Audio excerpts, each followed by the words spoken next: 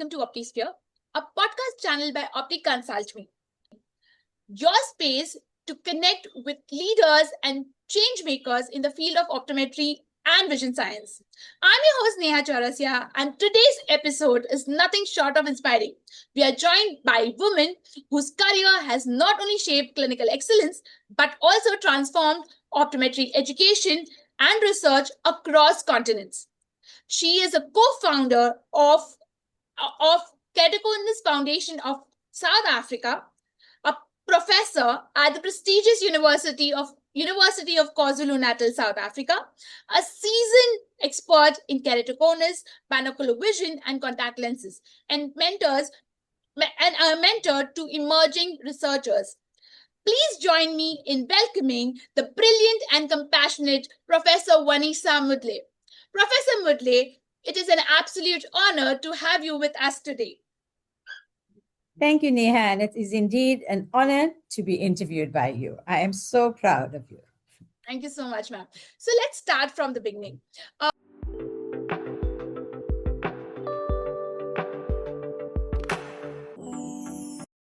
We want to know about your journey in optometry. How did you get into this field, and what inspires you to continue working towards excellence and academic and research?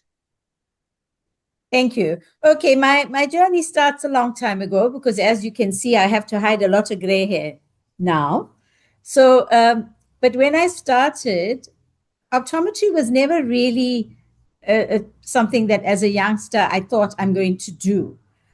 Because in the days that I was studying and I was a student at school, etc., it really wasn't something that was well known about. But when I got to university, I went to university in a program where you had to do a Bachelor of Science, and then you go into either pharmacy or optometry or physiotherapy. So you get some exposure to what the different health sciences are. And I also had to go, just to give your audience some background, I studied during the time of apartheid in South Africa, which means that I couldn't, as a young Indian girl, choose where I want to go to and go to any university in my country like today. At that time, I had to go to the University of Durban-Westville because it was for people who look like me. And that's how apartheid worked. We couldn't go where we would like to go. Like my son today could choose where he wants to study. But in those days, you had to go to a university. So there were 3 optometry programs in the country.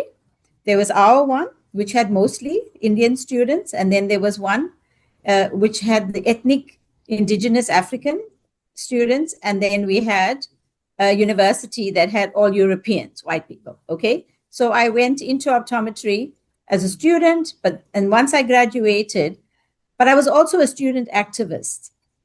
We were fighting to have hospitals that are open, to have universities that are open, and those kinds. So throughout my time as a student, I was a health activist. And I used to go into communities, and we used to assist in whatever way we could. So I belonged to a health organization outside my university work. So when I finished, although I got my first job in private practice, but there was something that told me I was not meant to only just work in a private practice. I had to look what else. And then we had a very good, the first non-European head of department. And he came to me once when I was doing some clinical sessions at the university. And he said, no, you cannot just only waste your time in private practice. And today he is the ambassador to Canada, the South African ambassador, but he's an optometrist. And he said, you got to come in and become an academic. So of course the bug bit then. And during that time, Neha, we couldn't just learn how to, or just start to lecture. We had a curriculum that was based on an old British curriculum. And most of the things that you learn didn't apply to our country. So what we decided to do, we decided to change the curriculum. We decided to open our university to anyone of any color, any race. And so we did a lot of transformation things while we were academics, and even when I became leadership and head of department, there was always a part of us that were fighting a bigger issue. And then I was nominated to be firstly on the education committee of the Health Professions Council.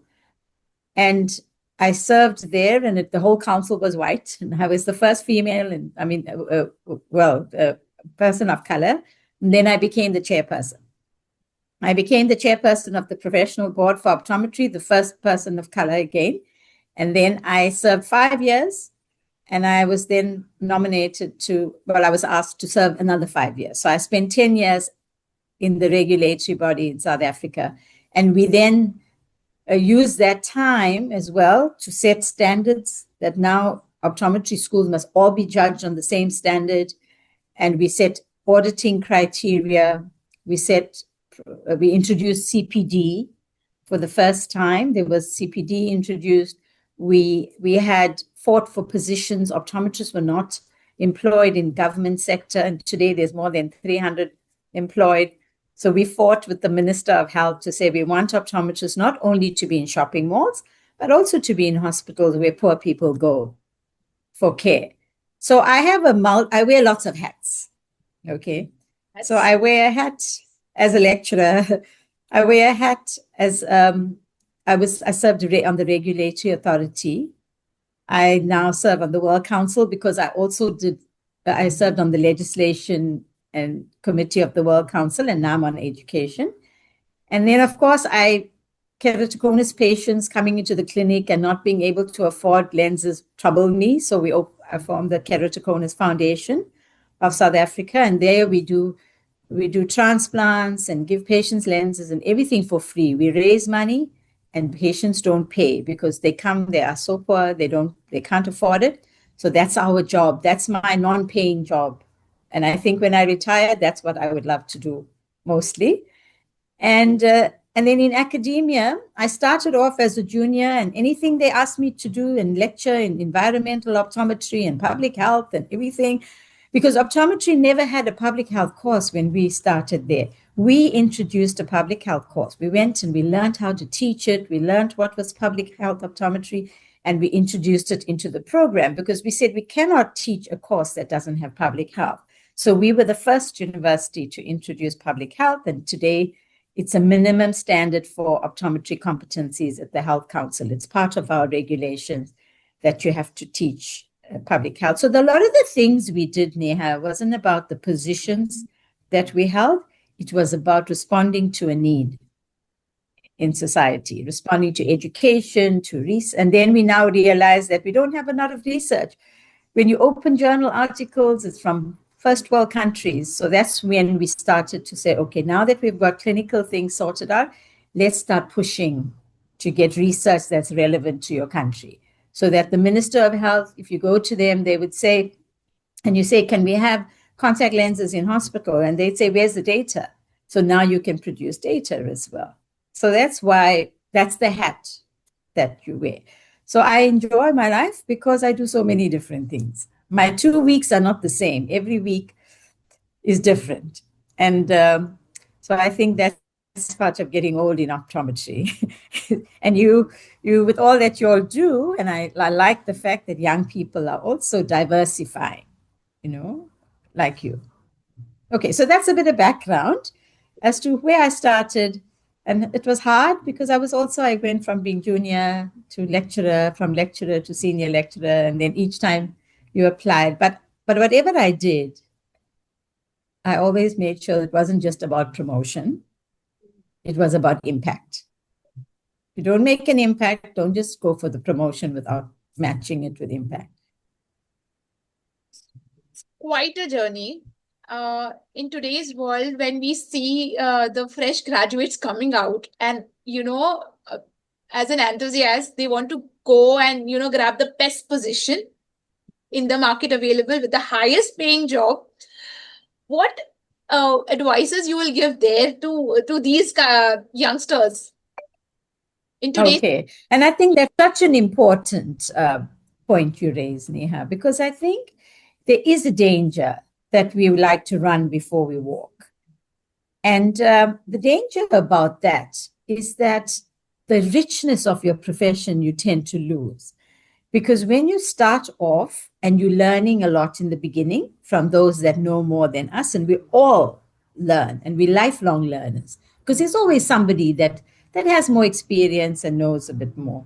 And I think when you graduate, remember your university program only has so much of space to teach you that much. It's not, we can't fit in everything that we'd like to be able to teach young people with our experience and wisdom, because you have a curriculum, you only have so many years. So you walk out knowing a percentage of what you should know about your profession. And the way you learn is that you start, yes, at the bottom of the ladder, and you start building, and you go through building blocks, and you're learning and you're developing, and that's how you grow. And unfortunately, when we start at the bottom, if I tell you what I earned when my first job at the university, oh my word, my son will never want to work if I tell him what he done, because in this generation they would say, how can you work for that little? But that's what happens, is that you earn less, but you use that opportunity to do the best that you can, to be the best that you can, to learn a lot, and to take what your bosses or your employers are advising you, and just continue to be the best. And with that, your promotion comes, your salary comes, it gets better. You're also not just getting paid for something that you're underqualified for. You now know that when they give you that salary, take it proudly, because you're qualified to have it. You've learned enough. You've got more experience, So I would say to young people, I understand the world is your oyster, but you're young. So you can start going at a pace that you don't have to be the boss in your first job. Yeah. This is an important learning for all of us, that foundation years are very important. So whenever we graduate, we come out of our we graduate, and then we start from, maybe we are there at one, but we should start from zero and learn from our seniors. So that's an important thing. But again, when we see, you have seen optometry grow in South Africa and as well as globally. So what are your learning biggest changes you have seen across in this field? Yeah, I think I've also served on the African Council of Optometry at one stage. I was the secretary and treasurer for AFCO as well. And what I found in optometry is that we were very much considered as technical people, just providing a pair of spectacles. There was no appreciation for us as a profession, as healthcare providers.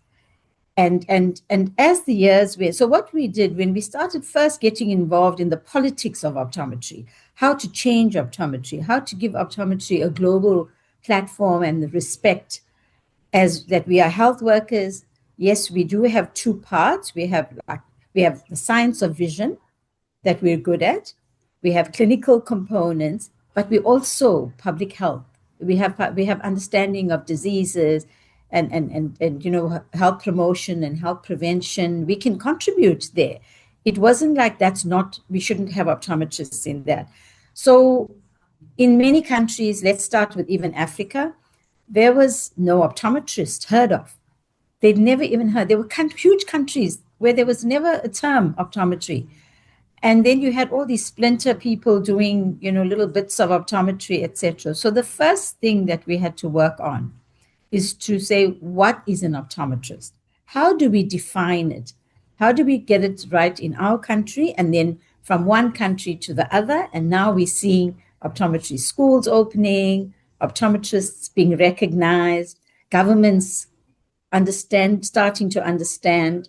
And then on a global level, optometrists have seats in the World Health Organization. We have World Councils. So I think my understanding of the East, I've been to a few countries in the East as well.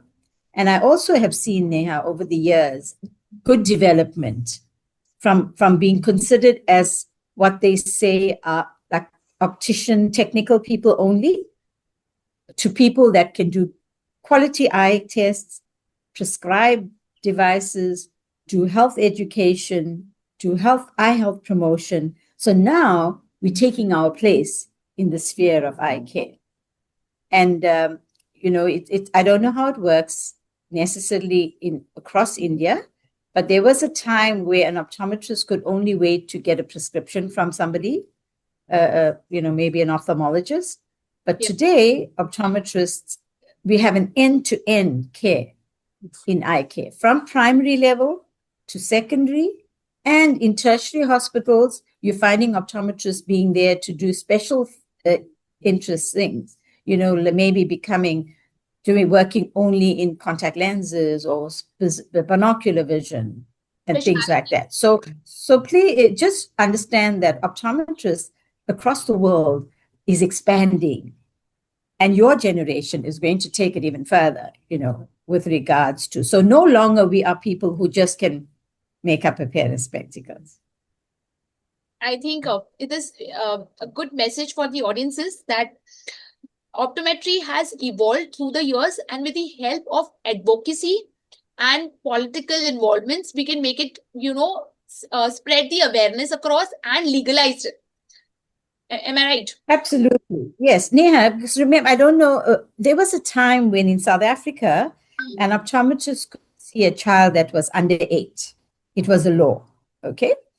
So now, because we proved that in the undergraduate training, optometrists do physiology, microbiology, biochemistry, and the foundation of science. Yes. And then we also do, we have strong pediatric courses now. The pediatric course has been expanded, and it's strong. So now they've taken away the 8-year-old rule, because we proved that we can see children. And yes, okay, if the child is small and you're worried about neurological or developmental diseases, you co-manage them with pediatricians or with ophthalmologists. You can co-manage your patient, but parents can still bring the child to you now.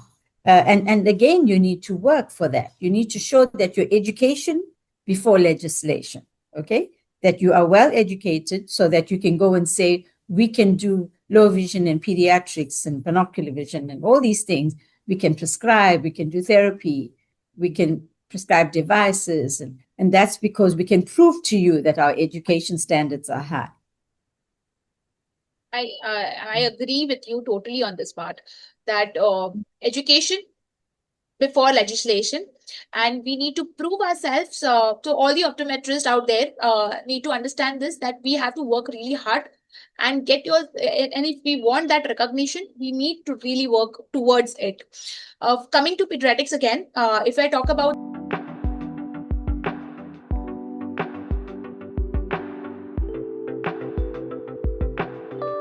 the pediatric optometry practices across globe,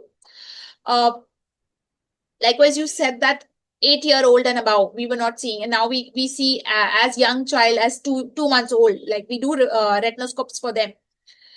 So people who are interested in binocular vision, pediatric optometry practices, what is it has changed globally? You've already told us, but what could be added for somebody who wants to practice that in an individual practice, like in an own practice? Yeah, I think do you all have ocular diagnostics now? Drugs, the utilization of drugs and things. I think that's important, because if you have a pediatric practice, remember, a lot of us, you should be able to do dilation, you should be able to cycloplegic refractions, and that type of thing should be part of the scope. So the scope of practice, now what we have here is we have minimum standards for pediatric consultations. That means, and that is done by the regulatory body, which means that if you want to say that my practice we see children, and you can't only have equipment that's suitable for adults. Okay. Because a lot of the equipment suitable for adults is not appropriate for children. So what we have in our minimum standards for pediatrics, we have equipment lists. What are the equipment you should have? What are the tests you should do on a child before you charge for a consultation? You cannot do an autorefractor only, or you cannot on a child. You've got to do a comprehensive assessment, because children's, they're developing, and both vision and remember we say in optometry, you have binocular you have clear binocular single vision. That's what we aim for. So clear comes from the refraction, and then binocular single vision is optimal single vision. It's not, maybe they have amblyopia and they have problems, and the parent will say, I took my child for an eye test and he's got new glasses, but nobody checked the accommodation, Yes. nobody checked the convergence, no one checked the facilities. In school, they have to look at their paper or their laptop or whatever, and then they have to look up at the teacher and the PowerPoint and the board where they're writing on. So they're changing focus from distance to near, and yet they went for an eye test and nobody bothered to check if their facilities are within the norms. Yes. Okay, so I think we have a responsibility that if you want to charge a parent for having done a consultation on their 10-year-old, you should have checked the vision, and you should have checked their binocular vision ability, and you should know what is the minimum number of tests I should do for that, okay? Besides strabismus. Strabismus is something on a big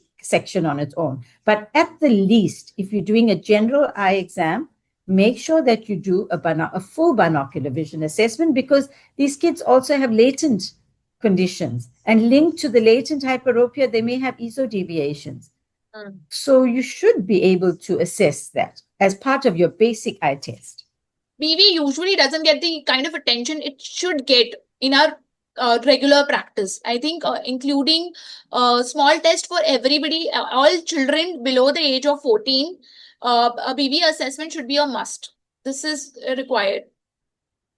Yes, and I think, Neha, whether it's you're working in a group or whether you'll have practices, or even if it's within your district, there should be a standardization. There should be some standards that are developed, and everybody gets a copy of that, so they know that's the minimum standard that I need to do, if I'm doing a diabetic workup, if I'm doing a pediatric workup, if I'm doing a contact lens workup. You cannot do contact lens workup and don't do dry eye tests, full dry eye tests. So it's the same thing. It's the principle of making sure that we all meet the minimum standards. So when a patient decides where to go, yes, they may come to you because you may have a very nice practice, lots of friends, etc. But they must also come to you because you give them a very good eye examination, a comprehensive eye examination. Okay.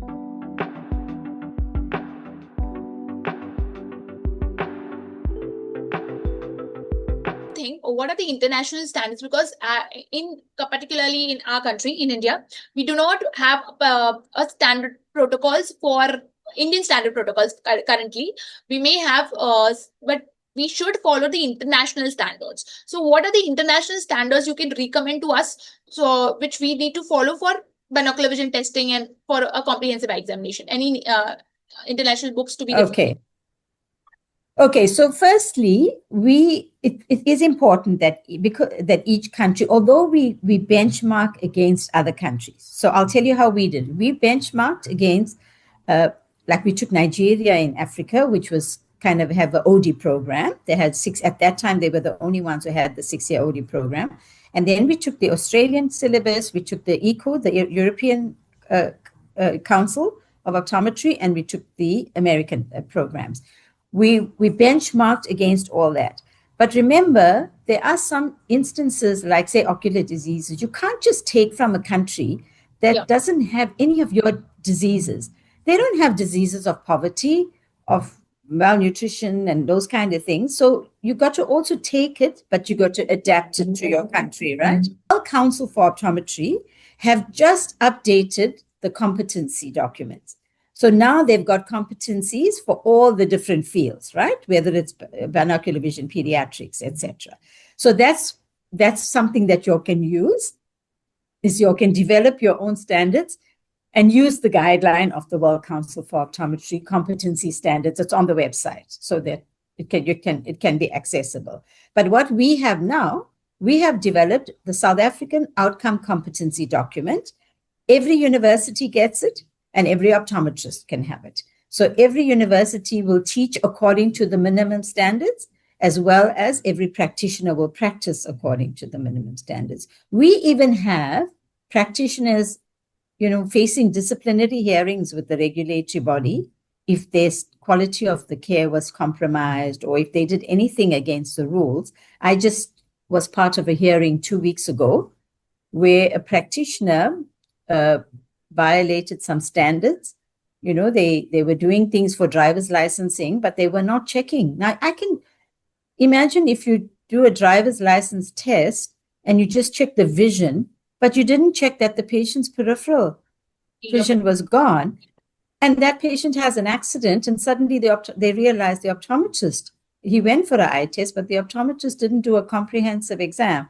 So that's why this optometrist got into trouble, and they had to come before the council committee with their lawyers because they were charged for negligence. You see, so that's why it's important that there's minimum standards globally. You can use that to develop the minimum standards for the country, and then maybe, I don't know, for Mumbai or whatever, but you should have a minimum standard and you should benchmark against. I think National Program for Control for Blindness and the Vision Screening Program for school, we do have certain standards, but I agree that we have to match, take it from the World Council and develop our own particular minimum standards for eye test. Now coming to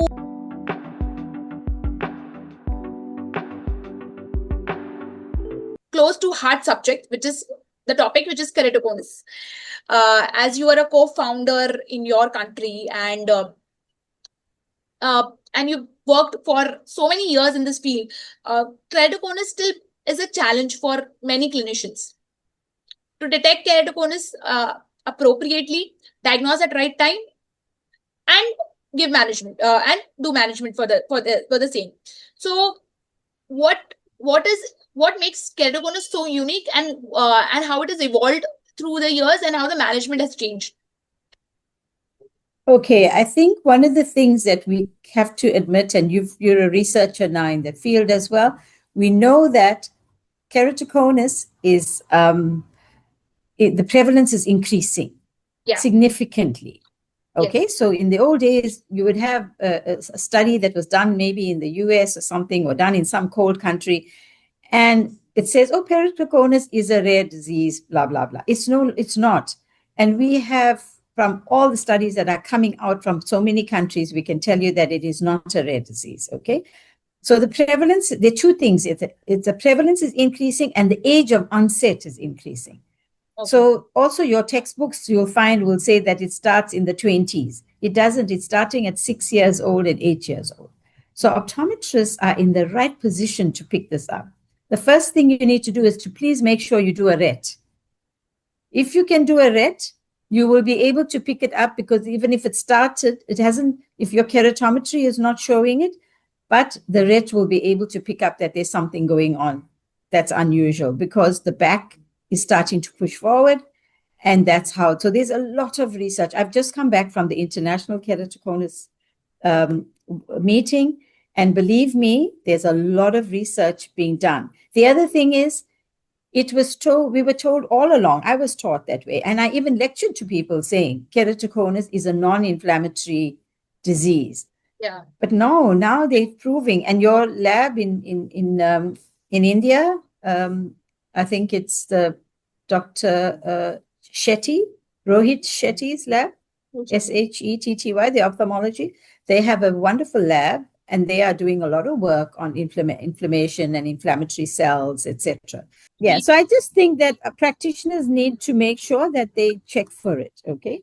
If it don't, the one thing we found is that the child comes back again, and they're giving them updated spectacles without checking if they have keratoconus. So they must make sure they do a RET, they take a topography, and if the child is picked up early enough, send them for cross-linking, okay? We must send them for cross-linking. Neha, we can't keep the child and keep updating the spectacles, because today, even, like myopia control is big, but also in keratoconus, if you can send that child for cross-linking, at least we know they're not going to become severe and have scars in their eyes, etc. Okay? They're not, you don't want to pick children up when they've already got scars, and yet they've been going for eye tests. So we must make sure that we pick it up early.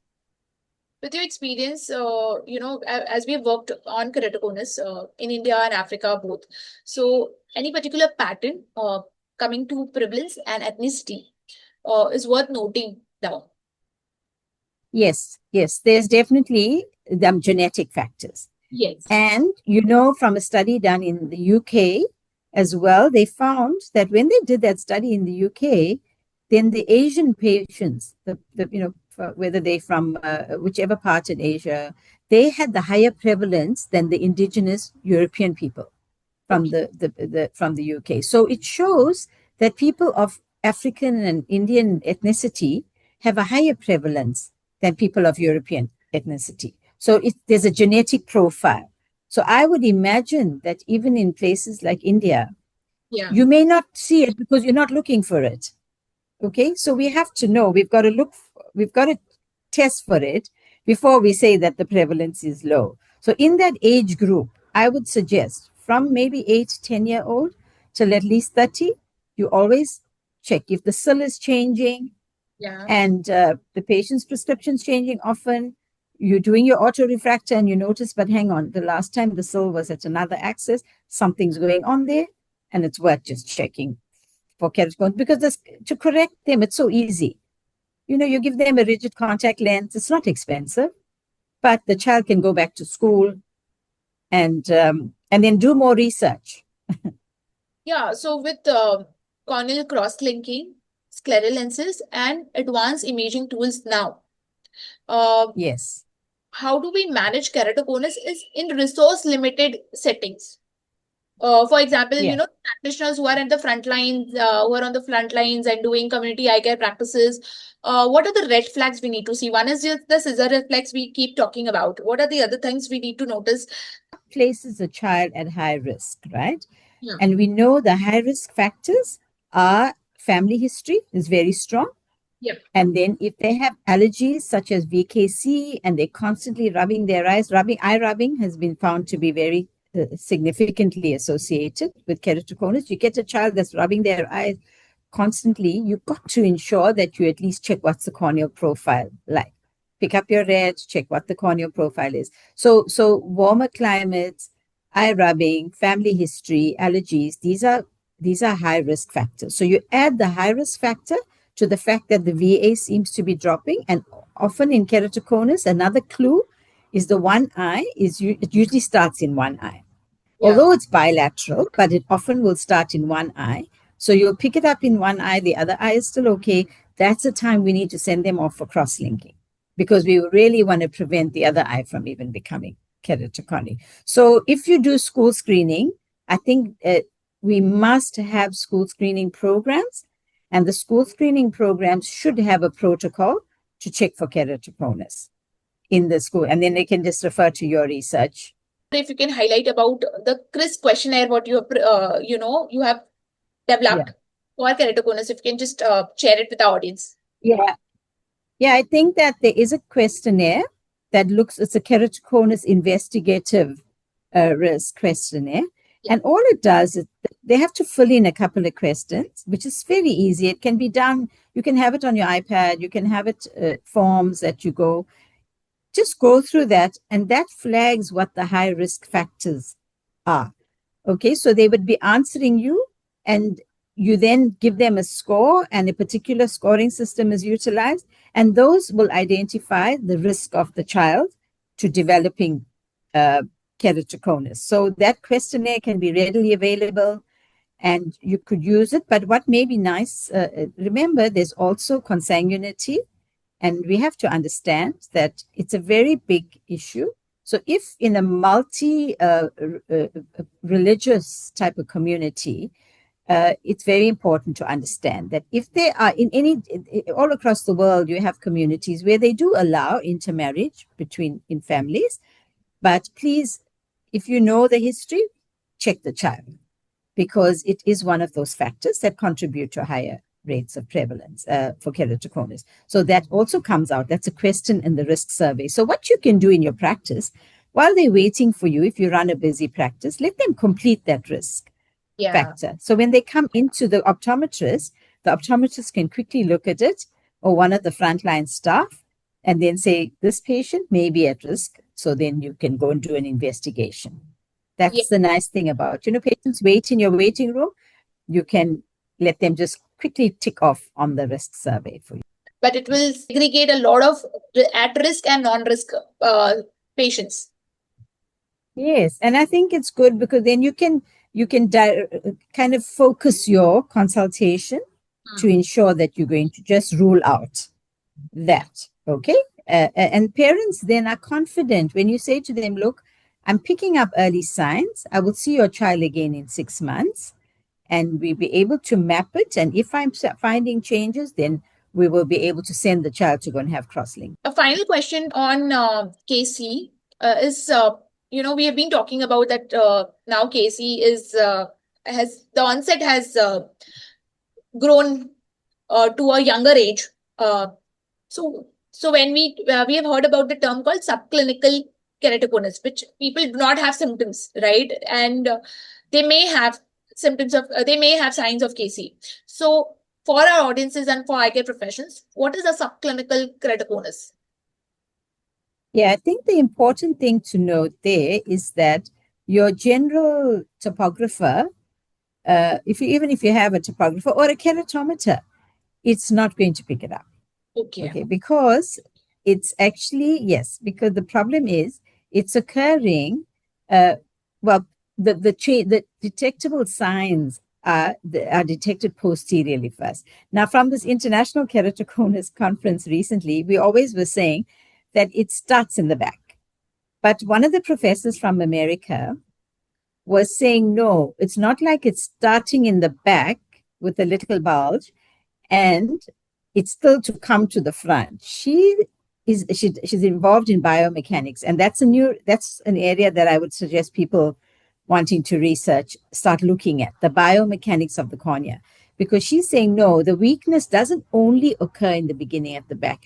There's a part where there's a weakness across from back to front. It's just that the weakness is starting to show posteriorly first. So it's subclinical. When you're doing the patient is seeing fine, the patient is you're taking K readings, you're getting K readings that are normal.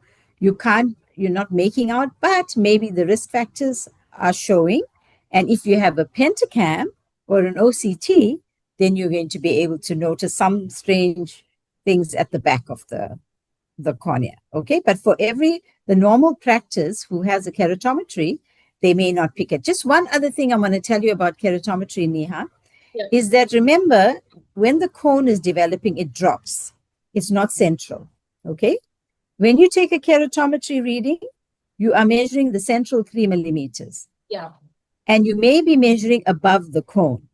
So when you measure above the cone, you may get a reading like 42 and 42.50. And that doesn't sound like keratoconus. Meanwhile, below that, there is a steep cone below that part of the keratometer. So you've got to be very wary about the shape of the Myers. And you have to try and at least, if the only thing you have in your practice is a keratometer, please do a peripheral K reading. Now, if for those of you who forgot what a peripheral K reading is, you remember in the keratometer at the back of it, you have a plus and minus signs. Ask your patient to look up and take a reading at the bottom. Ask your patient to look temporally, take a nasal reading. That's going to help you not to miss, because a central K reading is going to give you, maybe sometimes it gives you a reading on top of the cone. So it's going to look normal. Meanwhile, there's a K max is lying below that. But of course, if you have a topographer or a pentacam, then it's fine. But many practices don't have that, right?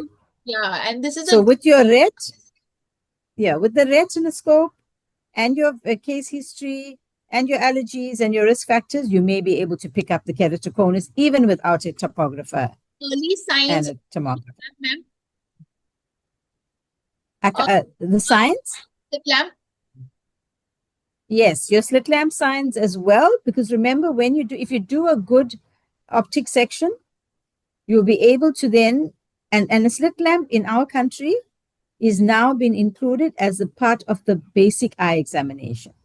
It is not an additional thing in South Africa. If you go for an eye examination, a quick slit lamp flow has to be done. And then you can build a medical insurance company for the eye test because you did a slit lamp. Okay.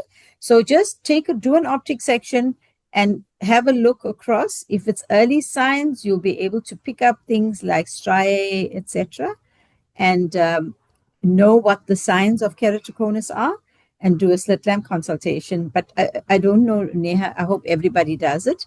And if they use their ophthalmoscope, they can then use the ophthalmoscope to look for the signs, the different signs. Remember, because you see the reflection at the back of the cornea. So they can try and if your ophthalmoscope gives you a slit, at least try to do that as well, so that you'll be able to assess the angle, the cone on the other side that you're able to see. Interesting to understand and to detect early cases at a particular age, because what we see here, what we talk more about in today's scenario is about myopia. Everybody is so focused about myopic condition, but even keratoconus is equally, I would say, has a higher prevalence, is gaining importance. Secondly, it is sight threatening as well. Myopic cases, Yeah. is sight threatening if not detected on time and not treated on time. So it is And important. you must know that the research has shown a correlation between mental health issues like depression and anxiety with keratoconus. Because remember, it affects young people. And young people are at the age where they have to be educated and they have to get a job. And if this disease that they have is preventing them from being educated, so the quality of life is reduced. And research they can look it up, but there's research showing a correlation between mental health issues as well, and things like keratoconus. And yet it may take a rigid contact lens, and they can go back to school with 20/20 vision if they have to.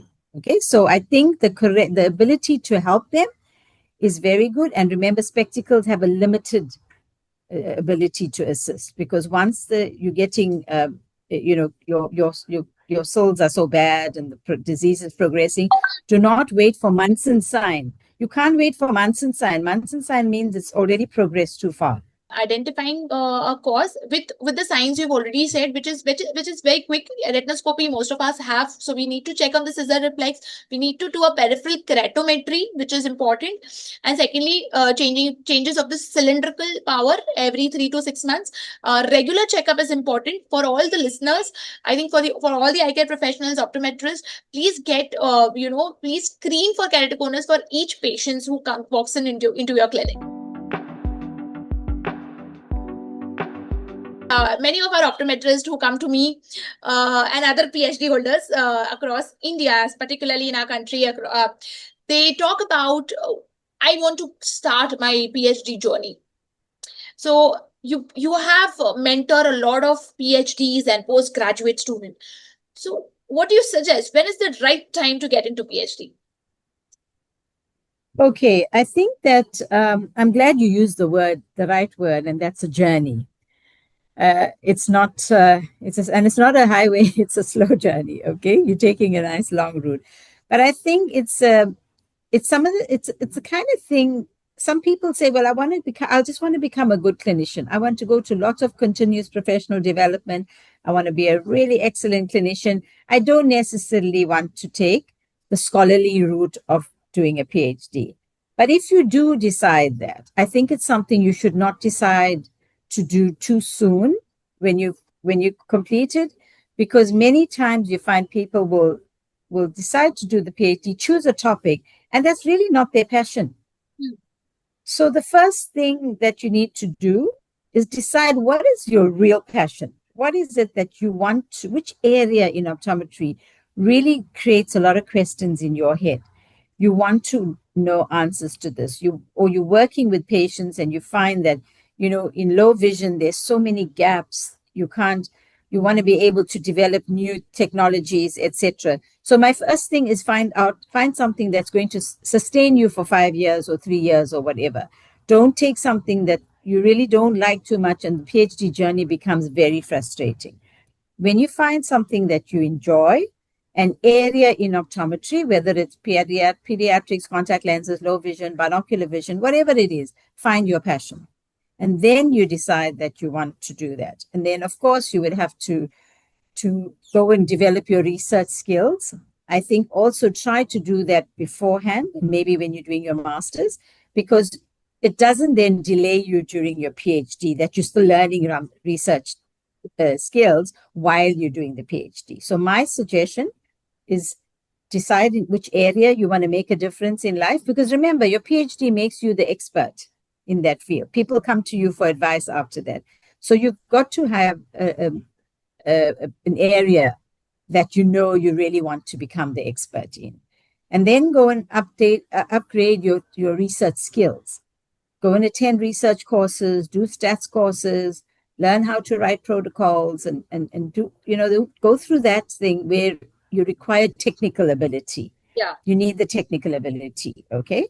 And once you're feeling confident and strong enough, then you can narrow. I always say to students, send me about 5 topics.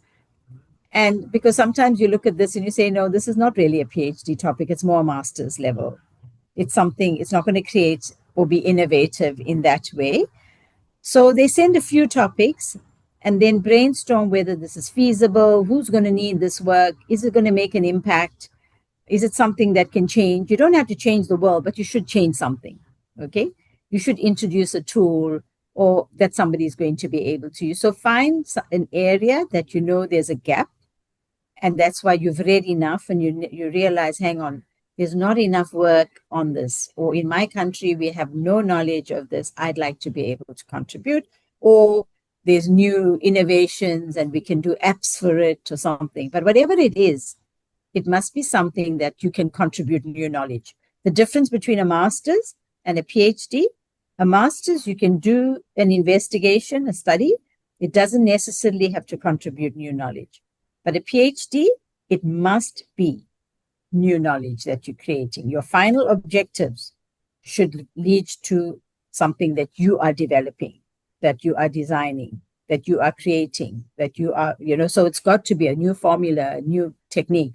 So a PhD is something that you're going to contribute. So find the gap as to what is the gap and what you're going to contribute to that. But I really suggest that students also go and learn research, a bit of research, technical things, processes. Then it makes the journey much better.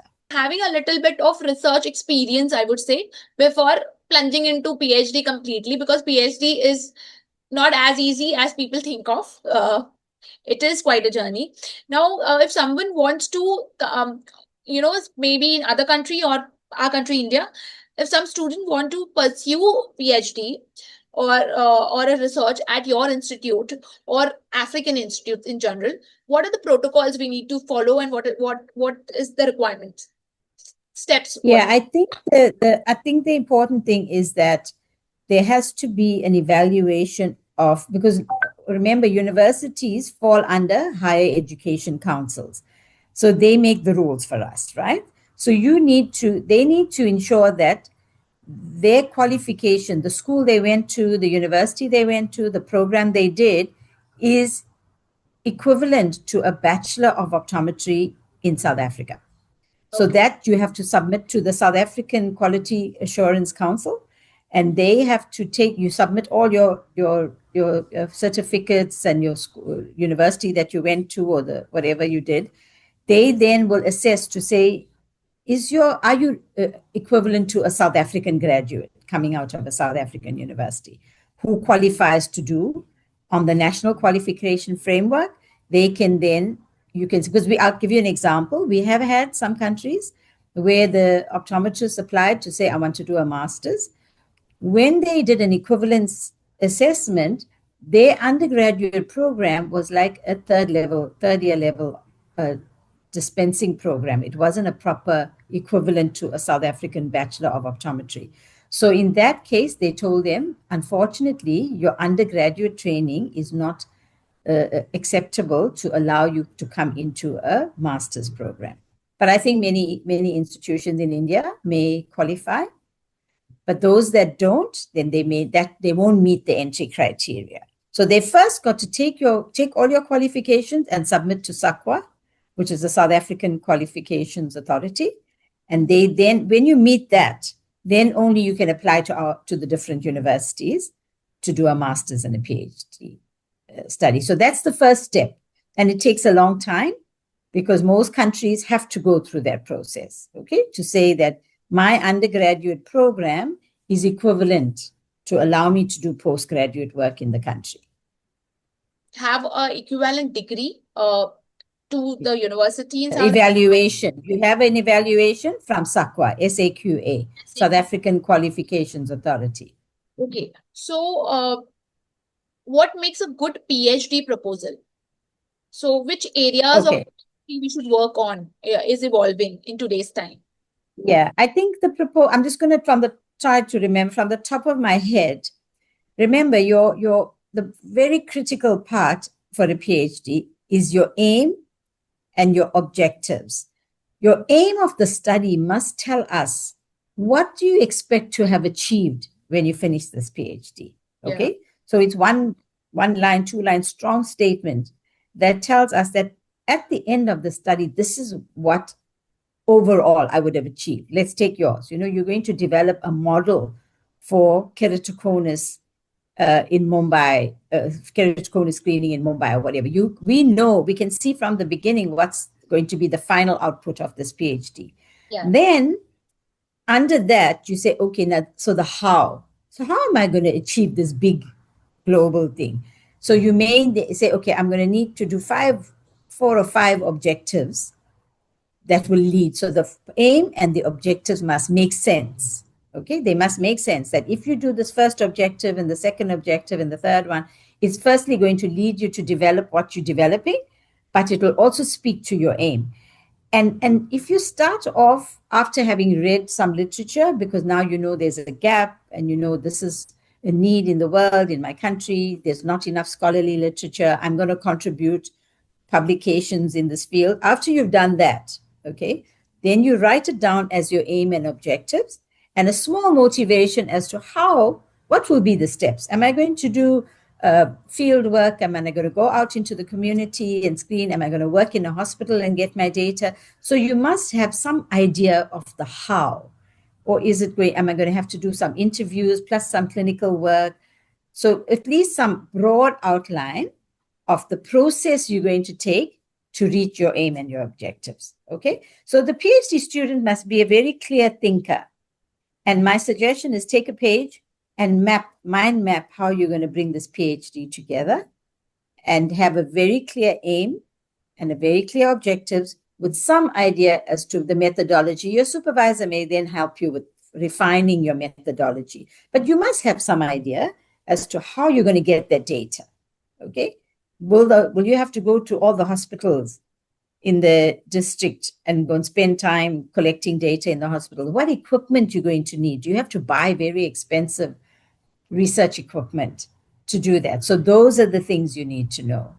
I think we need about and have some idea before you have your first conversation, because then it will help you to shape your study with your proposed supervisor. Bringing innovation to the study and the outcome should be aimed at a solid outcome for the PhD student, I would say. Again, also we need to work on the time management and the financials. The funds required, financials are important. Yes. So rightly said, the instruments and everything we need to work on. Okay. So thank you. Exactly. And I think sometimes it may be good to just think, okay, if I'm going to work in this field, maybe there'll be a pharmaceutical company or an optical company or a grant agency that I can apply. Because if they see that my work is going to contribute, I can apply for a scholarship also and they may buy equipment, etc. So do some research yourself to find out, what's available to you. And then you don't get stuck and needing to buy things, etc. Okay. So I hope that helps somebody. Yes, thank you for sharing this information. Now, coming towards the end of our podcast, I would want to ask you that you've worked with optometrists globally, India and South Africa. How we, as Indian and South Africa team, what we should learn from each other? I think the nice thing, if I take with every country that I have worked with, I always found that they have strengths.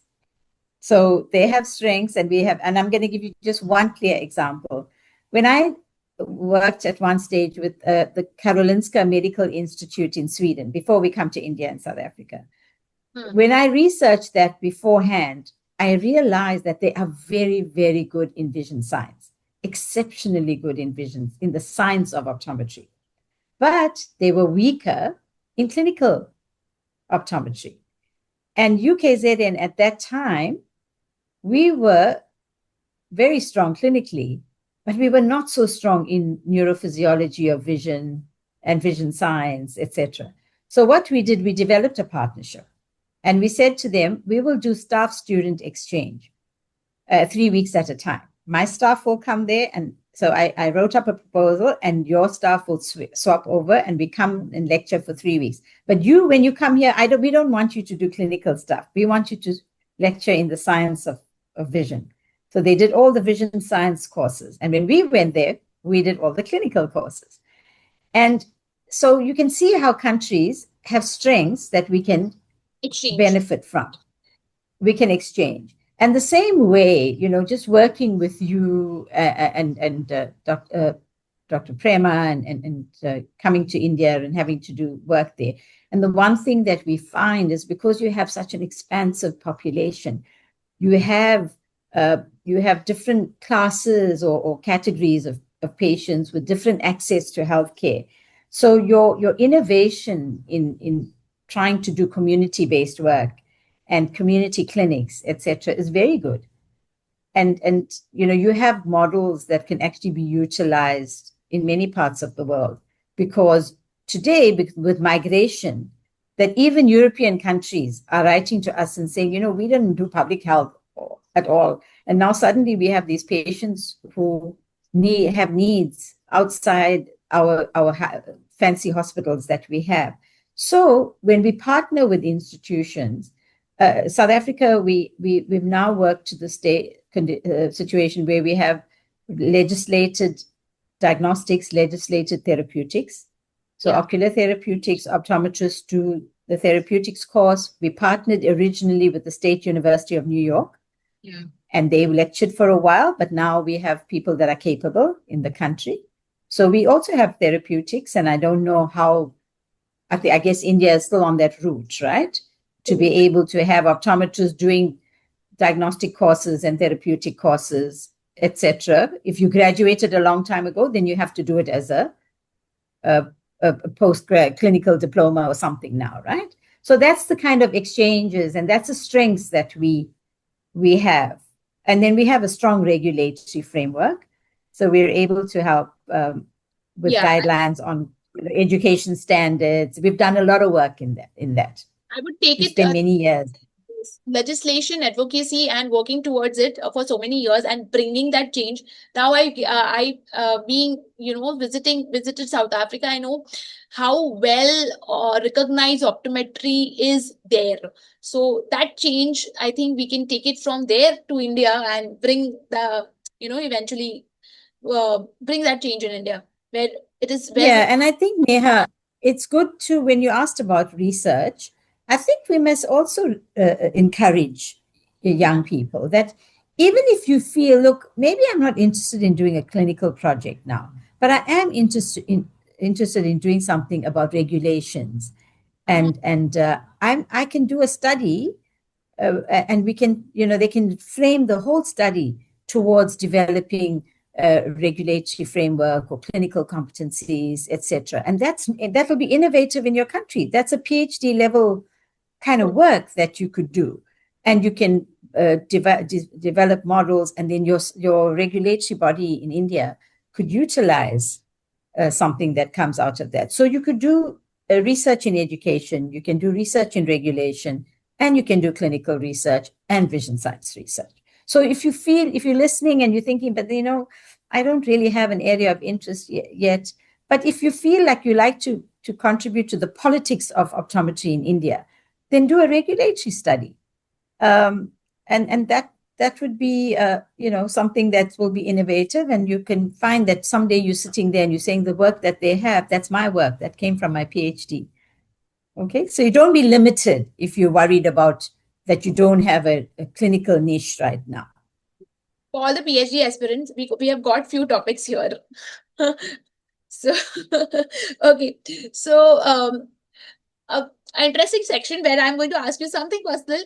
Like, if you go back in time, in your younger days, what is the advice you would give it to your younger self? Well, I would firstly want to say that just know what you want to do. Because in the beginning, I was thinking, okay, maybe physiotherapy. And then I realized I don't really like massaging people's backs and legs and stuff. So the first thing I would say is that do not be in a hurry to make decisions and do not be disappointed in making decisions that are not necessarily right, because that's part of growing. I think you're too harsh on yourself and comparing yourself to people that have succeeded. Remember, if they're successful and they're posting all these wonderful things, they didn't get there overnight. So I think I would advise myself as a young, academic, clinician, activist, whatever, is to do the best that I can at all times and to be genuine, not to aspire to some false person, that I'm following, but to rather ask myself, what is it that I can make a difference with, do the best that I can be, and just be true to yourself, because your profession is there to last you for many, many years. It doesn't matter if you change career. We have instances where people said, but my parents forced me to come to this program and I hate it. And I think that don't be disappointed if you are one of those people, to say that, look, this optometry thing, I can never get to love it that much. You are young enough to change course and to say, well, look, I'm going to, because Neha, you will know that even if you did a B optometry degree, you don't have to be in a private practice. You can be in education. You can be working in a hospital management. You can be working in a research laboratory doing eye care research. So you don't have to be only doing the clinical part, because I have young people that I have lectured to that are in other parts of the world working in laboratories and neuroscience laboratories, and yet they have a B optom degree. So don't put yourself in a box. Okay. And it's okay to hop from one box to another sometimes. Yes, agree. So, if you have to describe your journey in one word, what would it be? Fulfilling. Okay. You want one word. It was fulfilling. And then remember, when I say fulfilling, it doesn't mean that I haven't had disappointments. I've had lots of disappointments on the way, but you dust yourself off, you get over it, and then you go forward. But I like it, and I think if for your audience to know, I am at the tail end of my career in many respects, and I don't get up any day saying I hate my job. So I think that's a good place to be eventually, because if you get to the point where you hate doing what you need to do, then get out of it. Okay. And if you're getting old like me and you still like what you do, then your job has been fulfilling. That smile says it all. Okay. So, one advice you would want, or a message you would want to give to our audiences, so all our optometrists, eye care professionals, what would it be? People who want to grow and explore.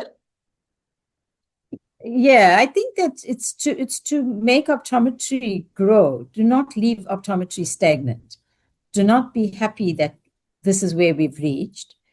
Because when I go back and I think of where we were when we started optometry and where we managed to bring it today, so do commit yourselves to never be stagnant. Do not stay. Your profession must grow. When you are much older, you all should be able to look back and say, I remember in 2025 having this interview or listening to somebody, but at that time they had only achieved this. We now, in the next 25 years, this is what we've built upon that.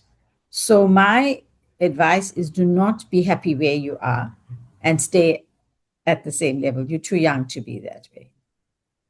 I think coming out of the comfort zone and raising the bars. Very nice. I thank you for the wonderful message. And coming towards now to the closer of our interview, we thoroughly enjoyed the talks, specifically the PhD part and the keratoconus, because keratoconus is something we are overlooking, I would say.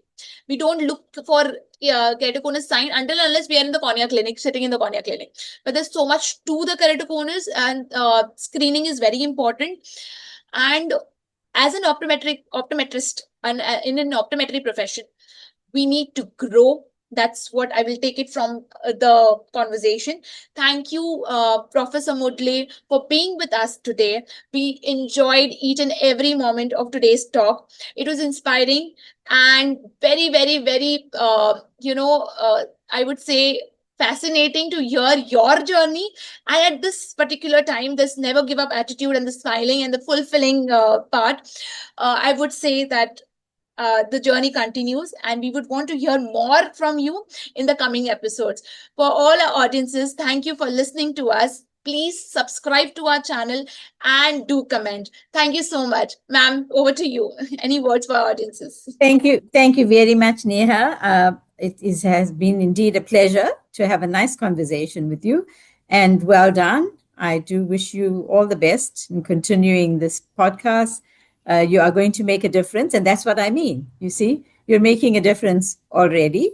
And to the audience, indeed, I will hopefully through Neha look out and enjoy your success stories.